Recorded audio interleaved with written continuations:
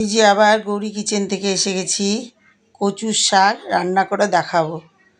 এ দেখুন, কচুর ডাঁটাগুলো ভালো করে পরিষ্কার করে ধুয়ে নিয়ে আমি এই যে কড়াইয়ের মধ্যে ভাপিয়ে নিচ্ছি। দেখুন, এই যে ছেড়ে দিয়েছি কচুর শাকগুলো, পরিষ্কার করে ধুয়ে নিয়েছি, ন্যাকড়া দিয়ে আগে পরিষ্কার করে নিয়েছি, তারপরে এগুলোকে ধুয়েছি, নাহলে হাত চুলকায়। এই যে একটু জল দিলাম, জল দেওয়ার পরে একটু লবণ দেব। দেখুন, লবণটা ছিটিয়ে দিয়ে, এই যে লবণটা দিলে তাড়াতাড়ি মজে যায় জিনিসটা। এই যে কচুটা ভালো মতো মজে যাবে, লবণটা দিয়ে একটু ঢেকে দেব। ঢেকে দিলে এই কচুগুলো পড়ে গেছে, তো এগুলো একটু তুলে ধুয়ে দিলাম। এই যে ঢেকে দিলাম, এই কচুটা ভাপিয়ে নেব। এই যে ভাপানো হয়ে গেছে আমার কচু। এই যে ঢেলে নিলাম ঝাঁকার মধ্যে, বেসিনের ওপরে। এই দেখুন, ঝাঁকার মধ্যে ঝাঁকানো যে ভাপানো যে জলটা, কিছুটা জল পড়ে যায়। তারপরে এই যে তেল দিয়েছি, আমি এটাকে রসুন পেঁয়াজ দিয়ে বানাবো। নিরামিষ কচুটাও ভালো লাগে। এই যে তেজপাতা দিয়েছি, কাঁচা লঙ্কা দিয়েছি সম্বরা, একটু রসুন পেঁয়াজ দেব। এই যে রসুন দিলাম, পেঁয়াজ দিলাম। কচুর শাক আসলে অনেক কিছু দিয়ে ভালো লাগে, সবথেকে বেস্ট ভালো লাগে ইলিশ মাছের মাথা দিয়ে, চিংড়ি মাছ দিয়ে, মুগের ডাল দিয়েও ভালো লাগে, বুটের ডাল দিয়েও ভালো লাগে, ওগুলো নিরামিষ। আর চিংড়ি মাছ আর ইলিশ মাছের মাথা দিয়ে কচুর শাকটা বেশি ভালো লাগে। এই দেখুন, কচুর শাকগুলো ছেড়ে দিচ্ছি কড়াইয়ের মধ্যে। আপনারাও এইভাবেই করেন বা করবেন। কচুর শাক খুবই ভালো জিনিস, মুখরোচক জিনিস, এবং রক্তও পরিষ্কার হয়। এটা খেলে মানুষের উপকারও আছে। কচুর শাকে ভীষণ উপকার আছে, রক্ত একদম পরিষ্কার হয়ে যায়।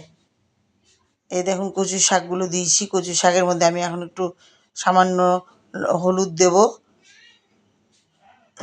হলুদ দিয়ে দিলাম। এই দেখুন, হলুদ দিয়ে একটু নেড়ে চেড়ে কালারটা আসবে ভালো। এর মধ্যে একটু হলুদ দিয়ে বেশ একটু নাড়াচাড়া করে নিয়ে সুন্দরভাবে আপনারাও এইভাবে করবেন কচুর শাক। হ্যাঁ, এই একটু লঙ্কা বাটা দিয়েছি, আদা বাটা দিয়েছি। দেখুন, আদা বাটা, লঙ্কা বাটা, একটু জিরে বাটা, এটা দিলে কচুর শাকের একটা সুন্দর গন্ধ আসে, বা রান্নাটাও সুস্বাদুই হয়। কচুর শাক খেতে ভালো লাগে। আমি একটু জল দিয়ে দেব। দেখুন, এই জলটা দিয়ে দিলে কচুর শাকটা সুন্দর করে মিলিয়ে যাবে, মশলাটা বেশ কষানোটা ভালো হবে। কষানো কচুর শাক যত কষাবেন, যত ভাজবেন কচুর শাকটা, ততই টেস্টফুল আসবে। এই যে একটু সামান্য চিনি দিয়ে দিলাম কচুর শাকে। এর মধ্যে চিংড়ি মাছ দিলে এত সুন্দর হতো না, আহা, আপনাদেরকে কি বলবো গো, সেই টেস্ট। ছোট ছোট কুচো কুচো চিংড়ি, এখন তো সেই চিংড়ির দাম, আর আমার তো আনারও লোক নেই, দুজন মানুষ থাকি। এই চিংড়ি ছাড়াই করেছি, ইলিশ মাছের মাথা ছাড়াই করেছি, কিন্তু কচুটা সুন্দর করেই করছি। খেতে তো মনে হয় টেস্ট হবে। দেখুন, আপনারাও এইভাবে করবেন, কষিয়ে নেবেন সুন্দর করে। এই যে কষাতেই থাকবেন, যত কষাবেন কচুর শাক ততই টেস্ট হবে। যেমন শাক যত, একটু আমি লেবু চিপে দিয়েছি, বাই চান্স যদি গলাটা ধরে। এ দেখেন, লেবুটা চিপে দিয়েছি, টক টক ঝাল ঝাল মিষ্টি মিষ্টি, বেশ সুন্দর লাগবে কচুর শাকটা। কচুর শাকটা করে খাবেন, এবং কেমন হলো আমাকে একটু জানাবেন।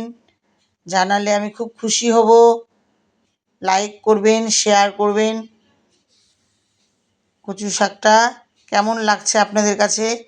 কচুর শাক বেশি গরম খাওয়া যায় না, গলা কুটকুট করে, একটু ঠান্ডা করেই কচুর শাকটা খেতে হয়।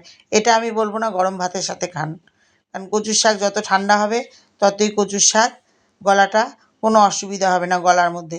অনেকের কচু খেলে গলা ধরে, গলা কুটকুট করে, আমাদের আবার করে না। কচু শাকটা খুবই ভালো, উপকার জিনিস, আপনারা সবাই খাবেন এবং খেয়ে দেখবেন। এখন তো কচু খেতে ভালোই লাগবে, বর্ষা পড়ে যাবে। এই যে আপনারা যে এইভাবে যত ভাজবেন তত টেস্ট হবে। এই যে আমি ভাজছি কচু শাকটাকে, বা